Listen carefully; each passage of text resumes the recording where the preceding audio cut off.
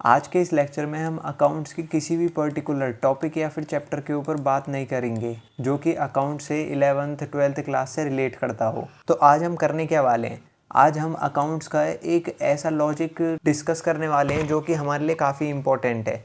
मतलब कि चलो मैं आपको बता देता हूँ एक बार।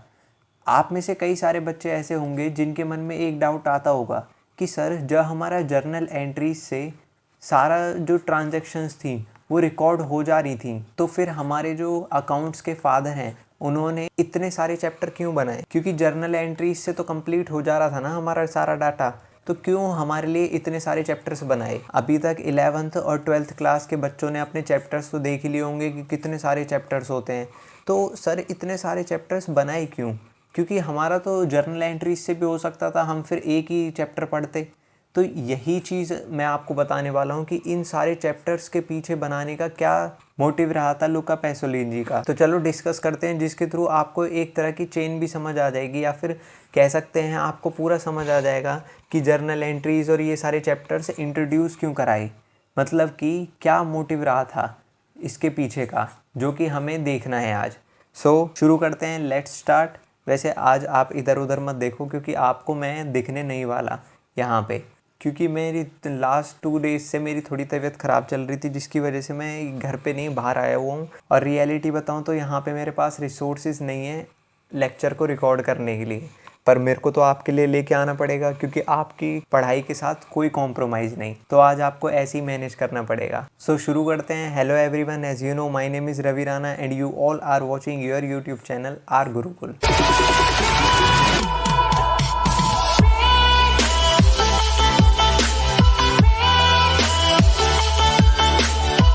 तो अब तक हम जिसके बारे में बात कर रहे थे वो ये है अकाउंटिंग साइकिल, मतलब इसका दूसरा जो नाम है वो है बुक कीपिंग, जिसके बारे में आपने ज़रूर सुना या पढ़ा होगा। इसको 11th क्लास में समझाया जाता है कि ये एक तरह का प्रोसेस है, एक तरह की चेन है। तो आज हम इसी के बारे में और अच्छे से डीपली समझने वाले हैं कि इसकी क्या इम्पोर्टेंस है हमारे अकाउंट्स में, क्योंकि ये जितने भी प्रोसेस हैं यही है आपकी टोटल अकाउंट्स। मतलब 11th हो गया, 12th हो गया, सीए हो गया, सीएस हो गया, जितनी भी अकाउंट्स होती है वो इतनी ही सी ही होती है। इसके अंदर इनके कई सब पार्ट्स होते हैं, मतलब ये टॉपिक हो गया 1 2 3, इनके कई सारे सब पार्ट्स होते हैं जिनके अंडर में आप अलग अलग तरह के चैप्टर्स पढ़ते हो, पर जो भी है वो यही इम्पोर्टेंट है। तो आज हम इसी के बारे में चर्चा करते हैं। So let's start. तो फर्स्ट आता है अपना recording monetary transaction in a systematical manner. इसको छोड़ दो, अपना फर्स्ट आता है सोर्स डॉक्यूमेंट। Source documents. अब आप कहोगे कि सर ये सोर्स डॉक्यूमेंट क्या होते हैं?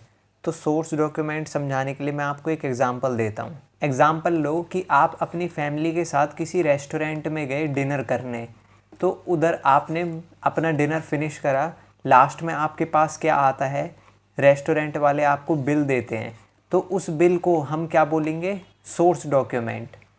वही होता है सोर्स डॉक्यूमेंट। सोर्स डॉक्यूमेंट हर वो चीज़ होती है जिससे आपको पता चले कि आपका कितना खर्चा हुआ है।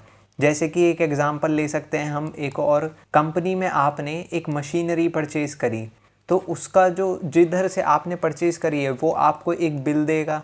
तो वो क्या हो गया? आपका सोर्स डॉक्यूमेंट, क्योंकि इससे आपको पता चल रहा है कि इतने पर्टिकुलर अमाउंट का आपका खर्चा हुआ है। तो जो डॉक्यूमेंट आपको ये बताए कि आपका खर्चा कितना हुआ है वो होता है हमारा सोर्स डॉक्यूमेंट। भले ही वो बिल हो, भले ही वो वाउचर हो, काफ़ी तरह के सोर्स डॉक्यूमेंट्स होते हैं।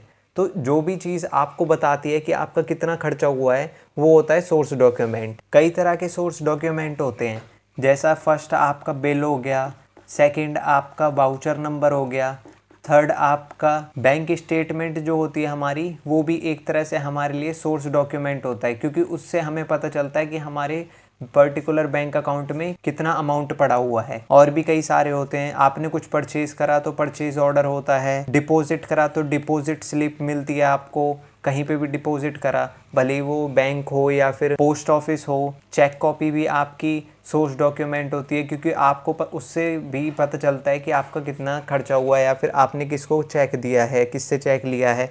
तो ये सारे, इसके अलावा भी काफ़ी सारे सोर्स डॉक्यूमेंट होते हैं जो कि आपको पता होने कंपलसरी नहीं है, पर हाँ जिससे आपको पता चले कि कितने कहाँ कहाँ खर्चे हुए हैं, जिससे आपको हेल्प मिले रिकॉर्ड करने में ट्रांजैक्शंस, वो सारे सोर्स डॉक्यूमेंट होते हैं। तो हमारा सोर्स डॉक्यूमेंट कंप्लीट हो गया है। नेक्स्ट आता है अपना जर्नल एंट्रीज। जर्नल एंट्रीज की जगह हम बोल सकते हैं सब्सिडरी बुक्स। Subsidiary books. अब आप कहोगे सब्सिडरी बुक्स क्या होती हैं? मैंने आपको जैसा लास्ट लेक्चर में समझाया था, सब्सिडरी बुक्स ये सारी बुक्स होती हैं। मतलब कि चलो मैं आपको बता ही देता हूँ। इसमें अगर जो मैं आपको बताऊँ कि सारी ट्रांजैक्शंस को रिकॉर्ड करने के लिए जर्नल एंट्रीज़ के थ्रू अगर जो हम जाते तो वो प्रॉपर नहीं बैठती, क्योंकि इसमें आपको पता है कि इसमें छोटी छोटी ट्रांजैक्शंस होती हैं। और आपको अगर जो एक मल्टीनेशनल कंपनीज़ की ट्रांजैक्शंस को रिकॉर्ड करना हो तो वहाँ पे तो पूरा बल्क में हज़ारों नहीं लाखों की तादाद में एक दिन में ट्रांजैक्शंस आती हैं। तो आप जर्नल एंट्रीज़ के थ्रू जाओगे तो काफ़ी ज़्यादा हार्ड हो जाएगा आपके लिए भी और जो कंपनी का ऑडिट करने आएंगे उनके लिए भी। तो इसी चीज़ को देखने के बाद, समझने के बाद ये सब्सिडरी बुक्स जो हैं ये लेके आई गई। सब्सिडरी बुक्स में ये सारी बुक्स होती हैं, काफ़ी तरह की बुक्स आती हैं, जैसे कि ये सारी बुक्स लेके आई गई। अब मैंने आपको लास्ट लेक्चर में जब कैश बुक करा रहा था तो उसमें मैंने आपको और भी डीप बता रखा है। वैसे चलो एक और बार बता देते हैं कि यहाँ पे कैश ट्रांजैक्शंस के लिए कैश बुक बनाई जाती है और जितनी भी क्रेडिट ट्रांजैक्शंस होती हैं उसके लिए ये सारी बुक्स हमें मेंटेन करनी होती है, जिसमें हमारा जर्नल एंट्रीज़ भी आता है। जर्नल एंट्रीज़ में छोटी छोटी ट्रांजैक्शंस रिकॉर्ड होती हैं और इन सब में परचेज बुक में क्रेडिट परचेज जो करते हैं हम वो रिकॉर्ड करा जाता है। कि सेल्स बुक में क्रेडिट सेल्स जो करते हैं हम वो करा जाता है। बिल्स रिसीवेबल में, बिल्स पेबल में, जर्नल एंट्रीज में। तो ये सारी अलग अलग बुक्स होती हैं जिनमें हम ट्रांजैक्शंस रिकॉर्ड करते हैं। इन सब को हम क्या कहते हैं? Subsidiary books. सब्सिडरी बुक्स, जो कि मैंने आपको लास्ट लेक्चर में भी और इसमें भी करा दिया है। अब नेक्स्ट हमारा जो आता है वो आता है हमारा लेजर। तो लेजर में क्या क्या होता है चलो फिर समझते हैं। लेजर हमें बहुत ही ज़्यादा हेल्प करता है क्योंकि इसमें हम अलग अलग तरह के अकाउंट्स बनाते हैं। अब आप कहोगे कि इन दोनों में और इसमें लेजर में क्या डिफरेंस है? क्योंकि अकाउंट्स तो हमारे कैश बुक में भी बन रहे हैं, मतलब कि सब्सिडरी बुक्स में भी बन रहे हैं। तो इसमें क्या है, सब्सिडरी बुक्स में जो हम बनाते हैं वो बुक्स बनाते हैं अलग अलग तरह की। अभी आपको एक बार समझा ही देता हूँ इसको। एक एग्जाम्पल लेते हैं परचेज बुक का और परचेज अकाउंट का। परचेज बुक में हम क्या करते हैं? ओनली क्रेडिट ट्रांजैक्शंस रिकॉर्ड करते हैं, जैसा कि मैंने आपको बताया था कि क्रेडिट ट्रांजैक्शन के अलावा कुछ नहीं होता इसमें हम कैश ट्रांजैक्शंस रिकॉर्ड नहीं कर सकते, क्योंकि अगर जो हमने कैश ट्रांजैक्शंस रिकॉर्ड करी तो वो कहाँ चली जाएगी? ऑटोमेटिकली हमारा कैश बुक में रिकॉर्ड होंगी। तो यहाँ पे हम ओनली क्रेडिट ट्रांजैक्शंस रिकॉर्ड करते हैं।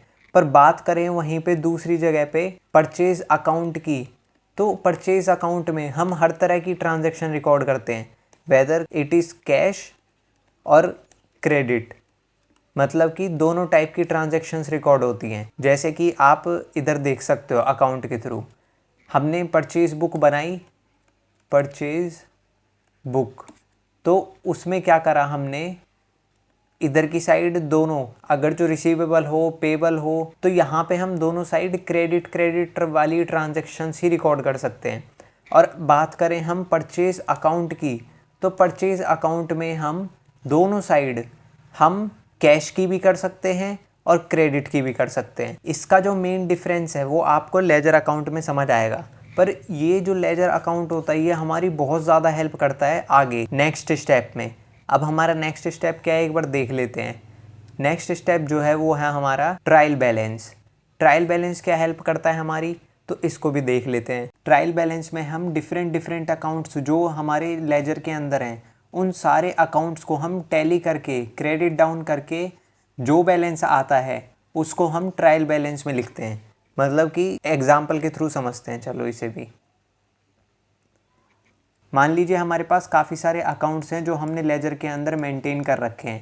पहला हो गया हमारा अमन के नाम से, रवि के नाम से, अनु के नाम से, साहिल के नाम से, काफ़ी सारे इस तरह के हमारे पास 4 अकाउंट्स हैं। तो जो इनका बैलेंस आएगा लास्ट में, जो हमारा बैलेंस बचेगा कि रवि को इतना पेबल है या फिर रिसीवेबल है, रवि से हमारा इतना आना है अमाउंट या इतना जाना है, इन सारे अकाउंट्स के जितने भी कैरिड डाउन बचेगा, मतलब बैलेंस बचेगा, वो कहाँ रिकॉर्ड करते हैं हम? वो रिकॉर्ड किया जाता है लास्ट में ट्रायल बैलेंस के अंदर। ट्रायल बैलेंस के अंदर, जिससे हमें पता चल जाता है कि हमारा डेबिट बैलेंस ज़्यादा है, क्रेडिट बैलेंस ज़्यादा है। और जो भी इसका बैलेंस आता है लास्ट में बचता है, जैसे डेबिट बैलेंस ज़्यादा बचता है या क्रेडिट बैलेंस ज़्यादा बचता है, वो हमारा कहाँ पे रिकॉर्ड होता है, वो होता है हमारा अपना नेक्स्ट अकाउंट के अंदर रिकॉर्ड।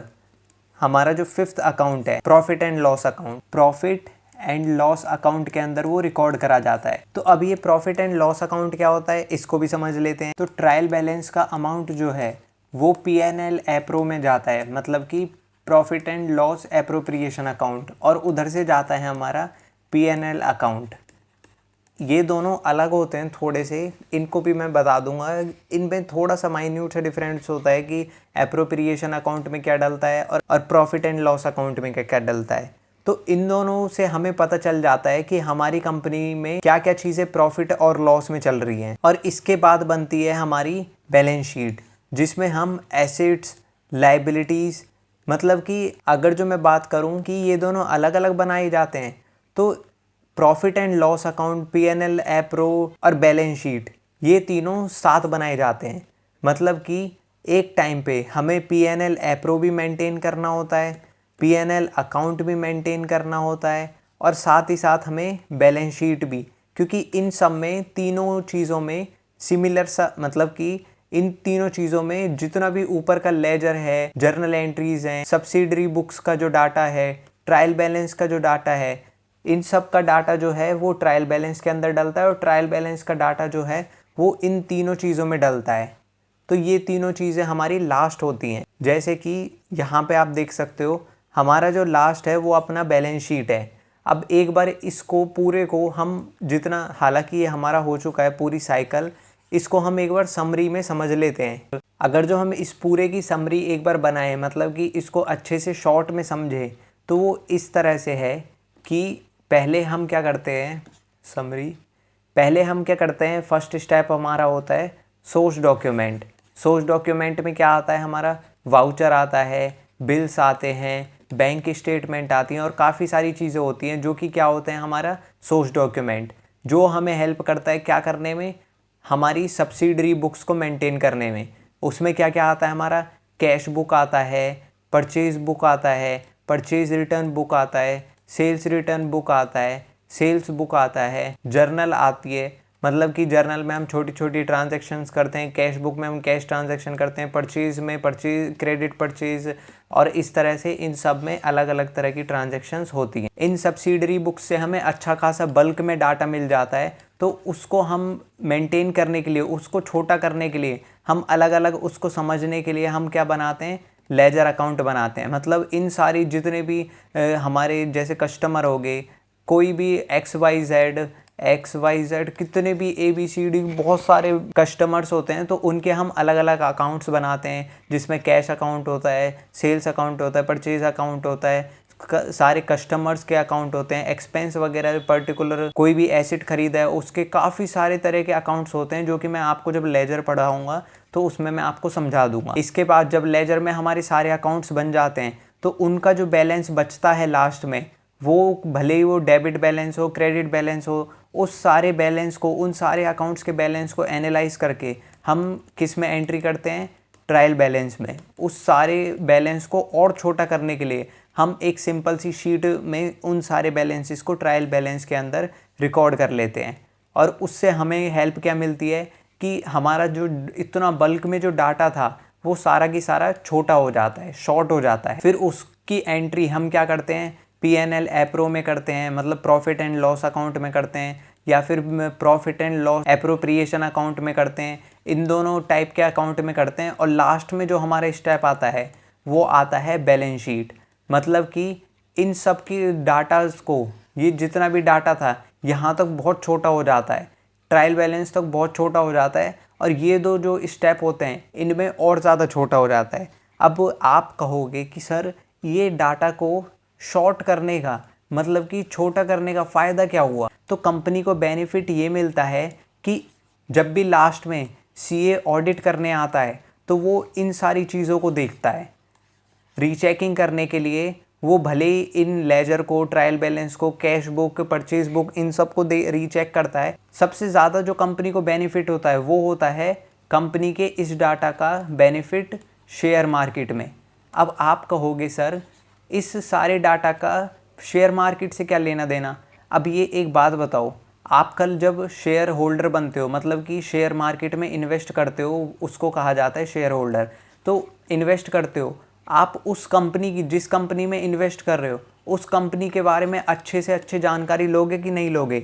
अगर जो उसके एसेट्स ज़्यादा हैं और लाइबिलिटीज़ कम हैं तो उस कंपनी में आप ज़रूर इन्वेस्ट करना चाहोगे, क्योंकि उसमें एसेट्स ज़्यादा हैं और जो जो कर्जा है वो बहुत कम है, तो आप उस कंपनी में इन्वेस्ट करोगे। तो यहाँ पे कंपनी को इस डाटा का ये फ़ायदा हो जाता है, बैलेंस शीट का ये फ़ायदा हो जाता है कि जो एक इन्वेस्टर होता है वो लास्ट में पूरी कंपनी की सारी ट्रांजैक्शंस को नहीं देखता, वो सिर्फ बैलेंस शीट को देखता है कि कंपनी के एसेट्स कितने हैं, लाइबिलिटीज़ कितनी हैं, कितनी कंपनी को प्रॉफिट हो रहा है, कितना लॉस हो रहा है। तो इसकी वजह से शेयर होल्डर्स जो हैं शेयर मार्केट में इन्वेस्ट करते हैं और आपकी कंपनी में ज़्यादा से ज़्यादा पैसा आता है। उससे आपकी कंपनी ग्रो करती है, उससे आपकी कंपनी की अच्छी ग्रोथ होती है, आप अच्छा पैसा कमाते हो। अब आपके मन में एक और डाउट आ रहा होगा कि सर इससे अगर जो कंपनी को ये फ़ायदा होता है तो कंपनी चीट भी तो कर सकती है, मतलब कि ये जितना भी डाटा होता है, ये बैलेंस शीट में जितना भी डाटा होता है, इसमें रॉन्ग डाटा भी तो, गलत डाटा भी तो डाल सकती है।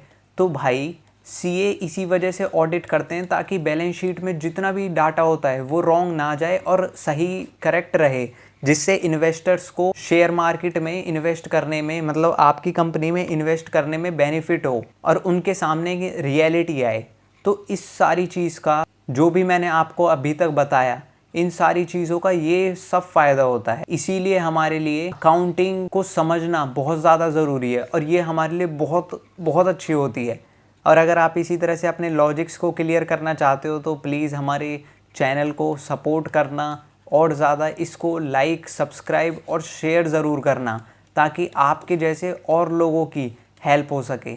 लाइक और कमेंट तो ज़रूर करना कि आपको ये कॉन्सेप्ट कैसा लगा, इस कॉन्सेप्ट से आपको बेनिफिट हुआ कि नहीं हुआ, ये जो पूरी साइकिल है ये आपको समझ आई कि नहीं आई। तो ये प्लीज़ मेरे को कमेंट करके ज़रूर बताना। और फ्रेंड्स, शेयर करना मत भूलना, ज़्यादा से ज़्यादा शेयर करना, ताकि आपका सपोर्ट और ज़्यादा, आपका प्यार और ज़्यादा मिले और हमारी ये जो यूट्यूब की फैमिली है ये बड़ी हो सके।